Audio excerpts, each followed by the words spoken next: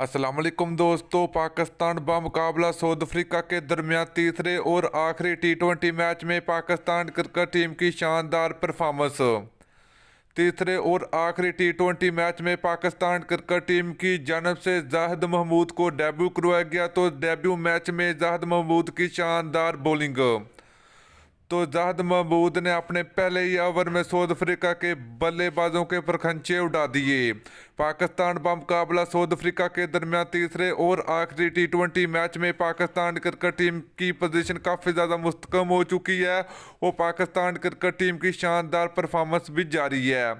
तो दोस्तों बात करें जाहिद महमूद की, तो तीसरे और आखिरी टी20 मैच में जाहिद महमूद ने सिर्फ 4 बॉलों पर 2 विकेटें हासिल करके पाकिस्तान क्रिकेट टीम को बड़ी कामयाबी दिला दी। तो इस वक्त पाकिस्तान टीम की अच्छी पोजीशन है। तो फिर मिलते हैं नेक्स्ट वीडियो।